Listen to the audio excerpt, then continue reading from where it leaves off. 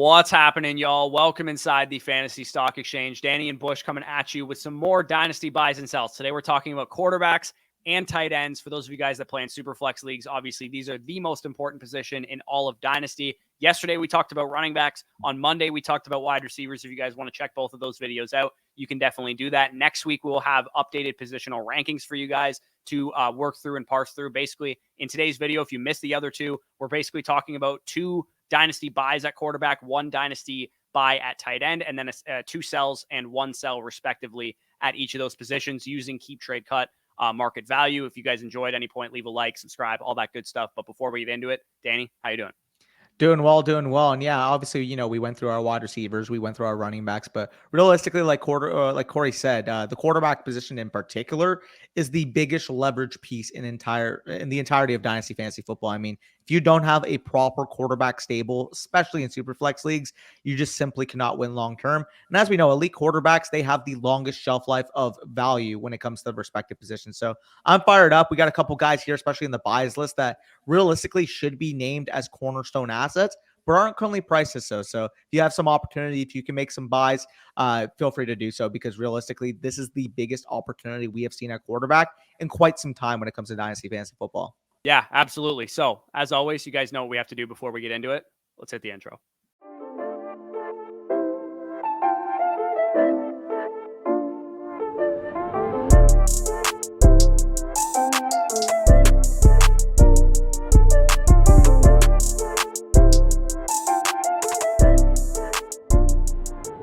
Again, with each of these videos, we kind of went through like a little bit of a mini strategy portion before we got into the actual players. The quarterback position is a lot like the running back position in the sense that if we're going to buy them, we're probably going to go big, or we're going to go with really cheap guys. If we need production, buy your, Ryan Tannehills and guys that we're going to talk about. But if you need to go big, and get a solid quarterback for the long term, it doesn't benefit you to buy the quarterback 17 in Dynasty. It benefits you to pay up for the quarterback 6 in Dynasty, the quarterback 8 in Dynasty, whatever the case is. We have plenty of guys at the top of the NFL right now, most of them in the AFC side of things, that are great actual real-life quarterbacks, great fantasy quarterbacks that are dual threat guys that provide you that advantage at the quarterback position. And in Superflex leagues, they are the most valuable pieces to have on your Dynasty roster. If you don't believe me, go and try and trade for one.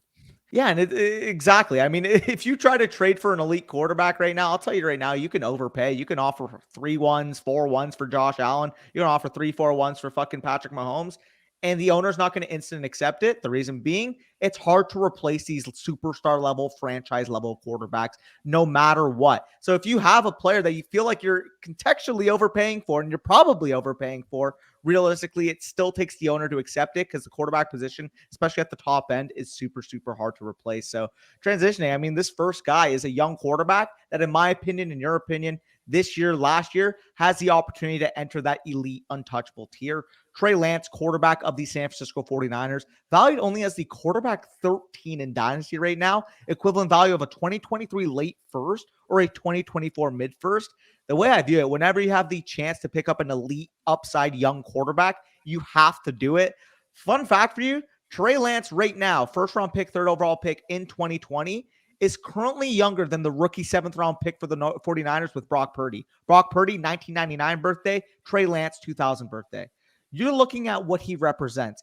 Young, exciting, huge arm, big team investment. And obviously with that opportunity to contribute as a 700, 800, 900 plus yard rusher in the NFL, and you currently only have to pay a late first in 2023 to acquire that level of upside. Think the footsteps of Justin Fields, who followed in the footsteps of Jalen Hurts, who followed in the footsteps of Lamar Jackson. Trey Lance is the next in line. The fact that you only have to pay the price that you are right now, realistically, I would take him over the 102 in this draft. I would take him over Bryce Young. I would take him over Anthony Richardson. I would take him over Will Levis, CJ Stroud. And you currently don't even have to remotely pay that level of price to acquire Trey Lance. People might be concerned like, oh, what if Brock Purdy wins the Super Bowl? What if they continue on from him, this year, next year, going forward?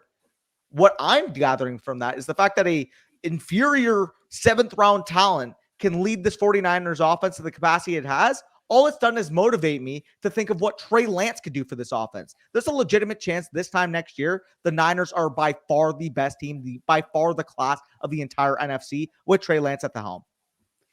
Yeah, I mean, you broke down the bull case of Trey Lance. There is the bear case that maybe he doesn't fit the offense and they move to Brock Purdy after like the first 6 games of next year because Trey Lance maybe doesn't get it quite yet.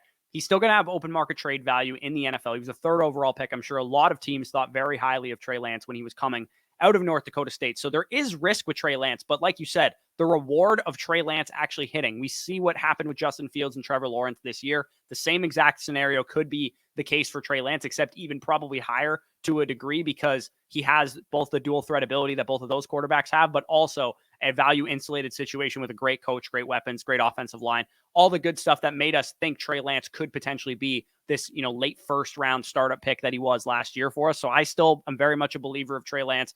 I do think I would take him over many of the prospects in this class. If you wanted to take some of these other rookie quarterbacks, maybe I'll give you a pass on that. But when we're talking about a pick, late 1st round pick, we're talking about like players that you drafted in the late 1st round last year were like Jahan Dotson, Sky Moore type of options. If you miss on Trey Lance, you're missing out on a Jahan Dotson, Sky Moore caliber prospect. You're not thinking of guys that are going to ruin your fantasy season because you passed on them. You're not getting any, elite running backs, elite wide receiver prospects, elite quarterback prospects at the late 1st round. And Trey Lance, the upside of which is that of an early 1st round, mid 1st round startup pick if he hits.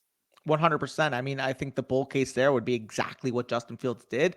Only you're talking about that Chicago Bears supporting cast with Darnell Mooney, who got injured at the beginning of the season, Cole Kmet leading the receiver on that team, unstable offensive line, unstable coaching, and yet Justin Fields is currently a top 10 level quarterback in dynasty startups because of what he was able to do with his legs. Now you get Trey Lance. He doesn't have to be a refined passer. Guess what? You don't have to be a refined passer because you have George Kittle, because you have Brandon Ayuk, because you have the best offensive line, or at least a top 2 offensive line in the NFL with Philadelphia. You have Deebo Samuel coming back. You have Christian McCaffrey out of the backfield. You get all of that in an elite 4-4 level athlete under the tutelage of Kyle Shanahan. Like I said, this is the chance of a top 5 level starter pick this time next year. Yeah, and a quarterback that we saw that we had questions about surrounded with that level of talent just this past year was Jalen Hurts, right? He took the step forward. We didn't expect him to take that step forward. It wasn't a guarantee that he would do it, but the risk was worth the reward. You got him in the early 3rd round of startups. That's about where you're getting Trey Lance right now. So it definitely makes sense. It's definitely possible that he achieves that upside. And we don't want to get obsessed with mythological upside, but with Trey Lance, it's a calculated risk. And the price is at a point that it's not overly bearing that if you miss on Trey Lance and he destroys your dynasty team, A, he should have value around the league if the 49ers move on from him, and B, he's got the upside to pay off of that low risk that you're paying for him right now. So moving on to the next buy, another guy that currently sits among the top tier of quarterbacks, but it doesn't feel like it on the open market right now. Lamar Jackson, right now, quarterback 7 off the board in startups. Trevor Lawrence, CeeDee Lamb, Justin Fields, an early 2023 first. A.J. Brown is about the price you would have to pay for Lamar Jackson in a trade. People are upset with Lamar Jackson. He's been injury prone, quote unquote, these past couple of years, but we can't really predict injuries like the ones that Lamar Jackson has sustained. There's some uncertainty surrounding his situation right now because he's not under a long-term contract. We don't know if he's going to get franchise tagged, if he's going to move on to a new team, but either way, somebody's going to pay him a Deshaun Watson level contract, whether it's the Ravens or somebody else. He's going to get that security long term. And when he's healthy and on the field, he was the quarterback 5 this year in points per game before the week 13 game that he left early, averaging 22 PPR points per game. So that's definitely, in a down season, the floor for Lamar Jackson. He's one of the few assets in Dynasty, in fantasy period, capable of putting up 27, 28, 30 points per game if he has a great season. If he stays in Baltimore, they have some players returning healthy with the running backs coming back now, second years removed from their torn ACLs. Hopefully Rashad Bateman and Mark Andrews can stay healthy next year. Maybe they add some pieces at wide receiver as well. It's not so much that he's QB7, because I think if you wanted to say, you take Jalen Hurts over him, you take Joe Burrow over him, I'm fine with that. I think that's a conversation, but that his value is 33% lower than that of Jalen Hurts, than that of Joe Burrow, than that of Justin Herbert. The most telling part of his market value is that when he was healthy, you guys can see this on the screen right now, his value is 10% higher than Jalen Hurts is right now. In October, when he was on the field, he had a value of 93.81, which was nearly, Josh Allen, Patrick Mahomes level. And then just because he's been dealing with a knee injury, he's, plummeted down to like below 7,000, which again is valued amongst like CeeDee Lambs and A.J. Browns and Justin Fields, players I like, but I absolutely would take Lamar Jackson easily over those players. Yeah, I mean, I fully agree here. It's kind of funny to me because when you think about cornerstone quarterback assets, everybody's going to point out, oh, Josh Allen, Patrick Mahomes, Justin Herbert, guys like that, Joe Burrow, guys like that. But realistically, like Lamar Jackson, when he's on the field, when he can reach his peak in terms of points per game, when he's not throwing to farmers and plumbers and me and you on the field, because that's basically what he was dealing with. You're talking about last year, the corpse of Deshaun Jackson, DeMarcus fucking Robinson, an inhibited Mark Andrews down the stretch, a guy that was basically on the injury report for what, 3, 4, 5 weeks at a time. Clearly, we can look at this offense and realize they weren't really a good quarterback spot, a good quarterback nesting spot. And as you mentioned, he was still productive when he was on the field. Yes, did he have a stretch last year that left a bad taste in people's mouths? Absolutely. Did he end the year off with injuries and we're not understanding exactly what he's going to be doing from a contract perspective? Absolutely. But guess what? When you got a player that can run for 1,000 to 1,200 yards in any given year with this level of uncertainty in the market, this is the time you capitalize. Because realistically, if Lamar Jackson comes out next year and he's the quarterback 3 through the first 5 weeks of the season, good luck your buying window. It's gone. Yeah, exactly. This is the most top-heavy position in fantasy football. And Lamar Jackson has stood at the top of that position for the past couple of years in dynasty startups, and it would have costed you 3, 4 first-round picks to get him before. Now you're getting him for 2 first-round picks, not even, maybe a first-round plus a good wide receiver. Like if you sold George Pickens in a mid-first right now, you might be able to get Lamar Jackson. Like, what are we doing here, fellas? This is an easy buy. In my opinion, he should be valued the same way he's been valued for the last couple of years. 3 first-round picks. That's the starting price for Lamar Jackson. Yeah, no, I fully agree. This is a top 5 level startup pick. And the fact that he's currently, a back into the first level valuation is pretty insane to me. Another player that realistically, when he's healthy, is up there with Lamar, is up there with your Hurtses, your Burrows, etc., would be Kyler Murray, quarterback 9 in value right now, because everybody's so worried and pessimistic about him following that ACL injury. He is a full tier in value below guys like Justin Fields and Trevor Lawrence. 2 young, exciting franchise quarterbacks. I get it. But let's just look at the resume of Kyler Murray. 2 of his last 3 years, he's finished in the top 5 of points per game at the quarterback position. And in his down year this year, everybody was pointing out like, oh, he doesn't look like the same Kyler Murray. Oh, he just got hurt. Well, in the games that he was healthy, he finished as the quarterback 7 in points per game. So still a very, very productive year. Still only 25 years old. And realistically, yes, you may not get that full rushing capability when he comes back in 2023. Maybe he's, inhibited. Maybe they don't want to rush him, 100 plus times next year. I get that. But by 2024, you're getting that exact same Kyler Murray that we've seen in the past 4 fucking years. And the fact that you're able to get him right now, a full tier below, like I mentioned, Fields and Lawrence, and barely a tier above a guy like Tua, maybe even a guy like Daniel Jones, is remarkable to me. Realistically, if you wanted to tear down from T-Law or Justin Fields, you can realistically get first-round equity attached to Kyler Murray for making that move. On the flip side, if you want to tier up to Kyler Murray, you may be able to get it done for like 2 and a second-round pick, maybe Daniel Jones in a mid to late first. These are the level of possibilities that are available to you right now because of the uncertainty in the Kyler Murray owners' thoughts right now, coming back from that ACL injury. Anytime you can get a quarterback like this for the cheap, you do so. Yeah, exactly. And the thing I love about Kyler Murray, too, is there's the possibility that Sean Payton goes to Arizona, and that presents a selling window for you right away. Because if that happens, we know that Sean Payton is a credible coach, a guy who's an offensive guru, except for the fake sharp that he used to have with Cliff Kingsbury. He actually would have a real sharp then architecting that offense. And I think Kyler Murray, if he had somebody like Sean Payton, would probably realize his full potential. We've seen like MVP caliber play out of Kyler Murray, not good quarterback. Like, no, MVP caliber play is what he's posted during stretches of his career, early in the 2021 season, early in the 2020 season, before he started to suffer injuries. He's definitely the type of dude that should go still in the first round of startups, just given the ACL injury. You're missing probably half a year, if not a full year, coming off of that injury. But once he's back, he's the perfect trade target for those of you guys that are trying to tear it down right now. He's going to take production off your team. He's probably not going to play the first 6, 8, 10 games of the 2023 season, and he's going to provide you with an elite quarterback asset going forward. Yep. No, you hit the nail on the head there. We can transition to your next quarterback prospect. You can take it away. Yeah, I mean, surprise, surprise. We're buying more elite quarterbacks that are not valued as elite quarterbacks right now. Deshaun Watson, quarterback 12 right now off the board. Trey Lance, Daniel Jones, Cooper Kupp, a mid-2023 first, Deebo Samuel, Jameson Williams, somehow valued similarly to Deshaun Watson.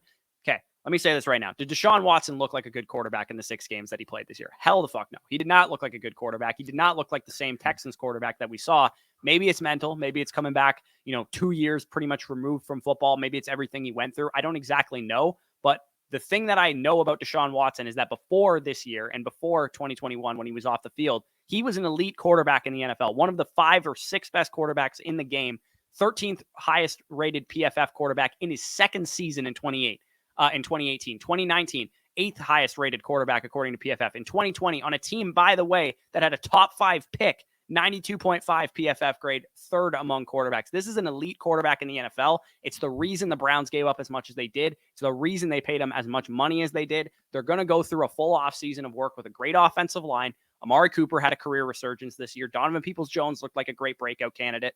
And David Njoku is a guy that we're going to talk about later in this video. Nick Chubb, Kareem Hunt still in house. I think we could be talking about the biggest bounce back candidate of 2023, a guy who can be had for Jameson Williams right now on the open market, an elite quarterback asset potentially. Daniel Jones in a 3rd round pick is the equivalent value, according to Keep Trade Cut, of Deshaun Watson right now. What the hell are we doing? Yeah, it's actually remarkable. And you'll get into Daniel Jones in quite a bit, but it's hilarious to me that, set elite franchise level quarterbacks are getting valued around players that realistically have no business being around them. Deshaun Watson, I get it. You mentioned it.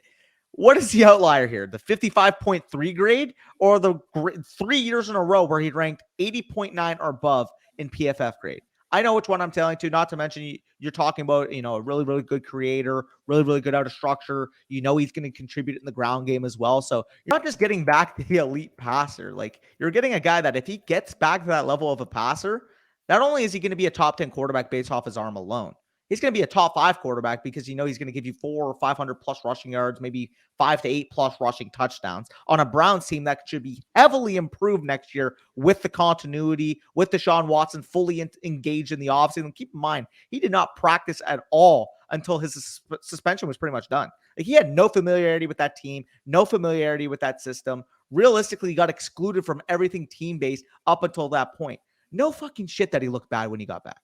Exactly. Deshaun Watson, I'm going to just lean on the 4 or 5 years of data that we have prior to this year. We can move on to some honorable mentions at the quarterback position. If you guys don't want to spend up and buy some expensive quarterbacks, I think these 2 guys are good, cheap quarterbacks that you could go after. Mac Jones last year, this time, was valued as like a borderline top 13, 14 dynasty quarterback. Given the rookie season that he had, he has a Fugazi Mickey Mouse offensive coordinator this year and regresses a little bit. And obviously he moves down in dynasty value. He can be had right now for like mid-second round value for a guy that is on a rookie contract that we've seen play at the level of, he's not going to be, an elite fantasy quarterback, but could he be Kirk Cousins if they get some more surrounding talent around him? I think they absolutely could. And I think they're going to draft a 1st round receiver this year. Maybe they go out and trade for DeAndre Hopkins or something like that, which would really, really impact his dynasty value positively. And another guy, Ryan Tannehill's quarterback 30 right now. There's guys above Ryan Tannehill like Desmond Ridder and like guys that are not starting quarterbacks. And Ryan Tannehill, whether he's in Tennessee or not, which I think he's going to stay in Tennessee, is going to be a starting quarterback in the NFL. He's absolutely one of the best 32 quarterbacks in the league. I think he's a better quarterback than Derek Carr, who's probably going to get paid a lot of money by the New York Jets or Washington Commanders or something. It's funny that you mentioned that because I do agree that like Ryan Tannehill realistically should be back with Tennessee. But even if he moved on, you mentioned the name Desmond Ridder. Is it really out of the works to say that he could potentially replace Desmond Ridder out there in Atlanta? No, that would make a lot of sense. They have Arthur Smith there. Ryan Tannehill played, I'm not even exaggerating when I say played like a top 5 quarterback. The way that Tua played with Miami, the efficiency metrics that you study with Tua and say he was one of the best quarterbacks passing in the league. That's how Ryan Tannehill played with Arthur Smith. I'm glad you mentioned the name Tua Tagovailoa because speaking of Tua, we're going to head with the first sell of the video. Tua Tagovailoa ranked as the quarterback 10 right now in Keep Trade Cut. Equivalent value of a guy like Dak Prescott, equivalent value of an asset like the early 2024 first round pick. This is not me disliking Tua Tagovailoa. It's more so me understanding that he's just far more volatile in his value than any of the other top 10 quarterbacks currently on Keep Trade Cut. I get it. I think he's a good quarterback. The problem that I'm having right now is I'm not 100% sure he can be this creative quarterback independent of what Mike McDaniel's offensive scheme offers him. And I know that he won't be a contributor with his legs. So realistically, we need him to keep developing towards being an elite level passer for him to even pay off at his current ADP. And that's something I really have serious questions about. I think it could be, a good Kirk Cousins level passer, but Can he be in that upper atmosphere? Can he be a top 8 level passer for longer than one season? Yes, we saw a little bit of the sample size this year, but we also saw that once defenses figured out how to stop that McDaniel scheme, Tua wasn't the same quarterback. And again, people might contribute that to the fact that he has 3 concussions here, but I'm just going to use that as a negative. 3 concussions within a calendar season. I already have concerns about him maintaining that level of play he had. Now you're adding the fact that we're legitimately having long-term career concerns about a guy having 3 concussions in 1 calendar season. And you're telling me right now I can sell right now for a guy like Dak Prescott for a potential top 4 level pick in 2024? I'm getting out of my Tua shares, and I get it. I want to keep him. I want to see him develop into this really good quarterback, but there's just so much risk attached to his current market value. I mean, he's not really at risk of losing his job. He's a guy that should be valued as a top 15 dynasty quarterback, but you can get Deshaun Watson in a 2nd-round pick for the guy. So, like, I'm selling him. Like, there's no reason not to. Lance, Dak, yeah. Yeah, Lance, Dak, and Watson are the reason that I'm selling Deshaun Watson reason I'm selling Tua Tagovailoa because I don't think that he should be ranked over those guys, and he is by keep trade cut. And I would imagine most people, if you put out polls on Twitter, they would vote Tua over some of those guys. I'll rapid fire both of my sells actually, so we can speed this video along. I have Daniel Jones, quarterback 14, right behind that kind of tier of Dak and Trey Lance and Tua and Deshaun Watson. There's nothing really against Daniel Jones. He's definitely developed his dynasty value this year, and he's been much better, I would say, and he's developed, over the course of his rookie contract. The fact that it's not much more expensive to get Trey Lance, Watson, or Dak using Daniel Jones as part of that trade, I'd be willing to give up Daniel Jones and a 1st-round pick, like a late 1st-round pick for either of Watson or Dak Prescott, and you don't need to give up that much. You can get him for at least a 2, if not maybe just like some random receiver on your bench or a running back on your bench or something like that. It's a pretty easy trade to make, knowing that Daniel Jones has an uncertain future in New York. We don't know if he's going to play on the franchise tag next year, if he's going to get a long-term extension. I think it would be good for his dynasty value if he stayed in New York because Daboll has kind of proven that he's a good coach. They need to add some pieces around him, and I think that's going to present selling opportunities for those of you guys that have Daniel Jones, because if they go and trade for DeAndre Hopkins or if they draft a 1st-round wide receiver, then you probably have a selling window. Fine hold if nobody bites in your league, but if people recognize that he might be on the same tier as Deshaun Watson or Dak Prescott, to me, it's a very easy way to just tier up or tier down too. If people, I don't think there's a huge difference between him and Kenny Pickett, him and Mac Jones. And if people are going to give you, Mac Jones and a 1st-round pick for Daniel Jones, then I'm absolutely going to tier down too. Yeah, no, I fully agree. And it's actually funny that when we're planning out this video, I thought that Daniel Jones would be one of my quarterback buys. I thought that he would be valued, quarterback 22 or whatever. And people were so pessimistic on him because he's not a sexy name. And I was going to go into it. I'm like, it's a young quarterback, some rushing upside. I don't mind taking the chance on him. But then I saw that he was quarterback 14. And then I saw that he was around the likes of, like you mentioned, Deshaun Watson, Dak Prescott, Trey Lance, even Kyler Murray, like I mentioned in my Kyler Murray point. You could realistically attach Daniel Jones in a mid to late 1st to get up to Kyler Murray at this point, given market value. Like, yeah, if you could do that, fucking sell Daniel Jones. Realistically, like, he's young, he's got upside, sure, 700 yards, some rushing touchdowns this year. But if you can upgrade that upside into an elite level quarterback or a quarterback with much more elite level upside like Trey Lance, sign me the fuck up. Going on to my second sell, and he's another one that is basically a leverage piece at this point. It's going to be Jared Goff, quarterback 16 off the board right now in Dynasty, according to Keep Trade Cut. Equivalent value of the likes of a 2024 late 1st, 2025 mid 1st, maybe even a guy like Kirk Cousins. And I get it. I like Jared Goff. I think he's a fine quarterback, a fine journeyman level quarterback that will realistically find his way into that quarterback 2, quarterback 3 type tier, poor man's Kirk Cousins type tier for the next few years. But the problem that I have is that his market value currently makes it clear, like I said, that you can get a guy like Cousins straight up for him, something that I'm doing every day of the week. And if you're lucky enough and you can get 1st-round equity for him, you should be sending that package out immediately. When it comes to Jared Goff, you're like, yes, he's a good bridge quarterback. He can be, this solid patchwork guy for teams. But every team in the NFL knows that Jared Goff is not their long-term answer at quarterback. It's much more plausible that he's, a younger Jimmy Garoppolo where he'll have value peaks.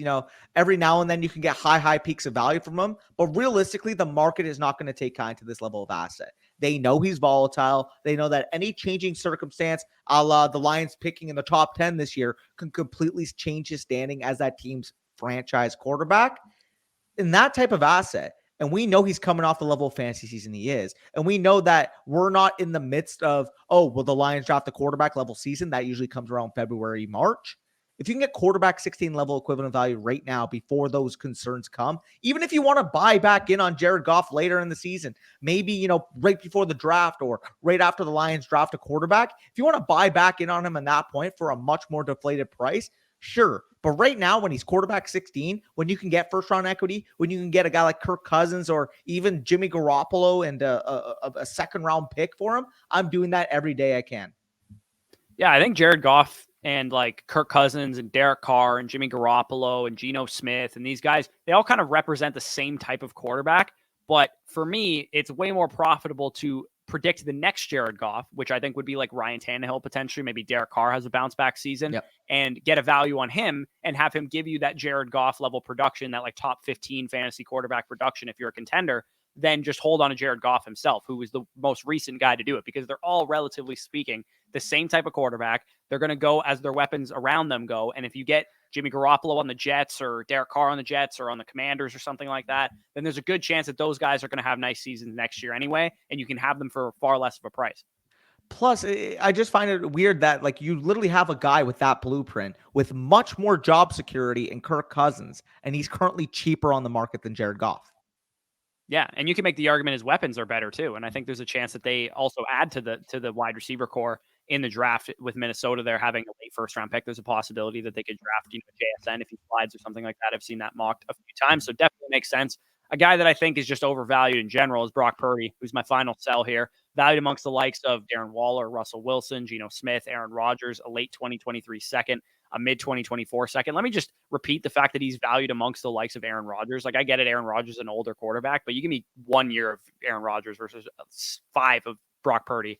I'm probably going to take Aaron Rodgers. This is exactly what I expect for Brock Purdy, for what it's worth. He leads them on a fun little playoff run. Maybe they go to the NFC Championship. Maybe they win the Super Bowl. I have no idea what's exactly going to happen in the playoffs, and his value is going to continue to creep up. It's going to continue to go up as well, as long as he's playing well and as long as he's not, playing poorly. But the second he has a bad game, it's crashing down to earth. So if you could predict when that bad game is going to come, maybe it's the divisional round, maybe it's the NFC Championship, that's when his value is going to expire. And right now, if you wanted to get out at this moment, I understand it, because Trey Lance is still the guy here. Right? They spent 3 first-round picks on the guy. They're not going to, trade him and be like, oh, we're going to roll with Brock Purdy instead.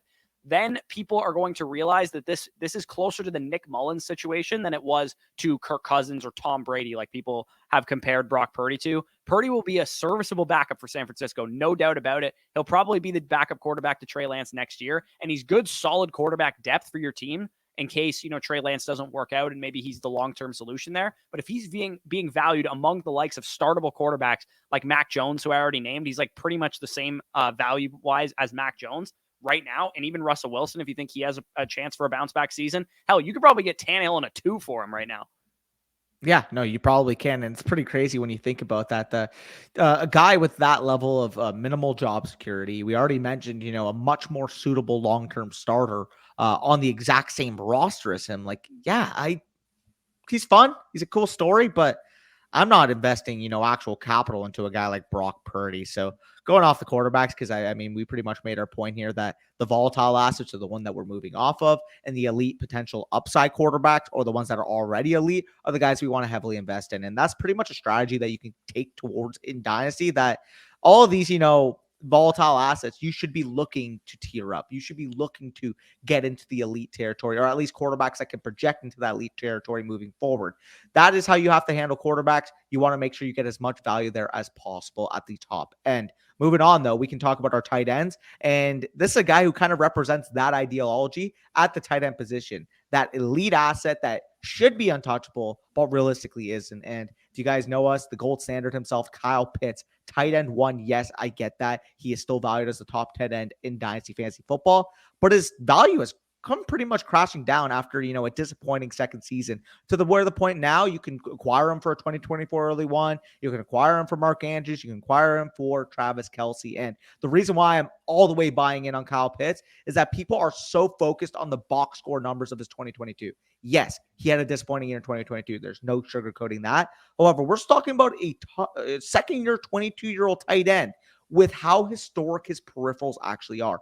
We're talking about a tight end this year with a 27.3% target share and a 34.3% target rate. baffling numbers. We're talking about elite number one wide receiver numbers at the tight end position for a 22-year-old, maybe the best athlete we've seen at tight end of all-time level player. That is a level of talent you're dealing with. That is a level of usage you're dealing with. Only now he's attainable because of the box score not meeting those peripherals.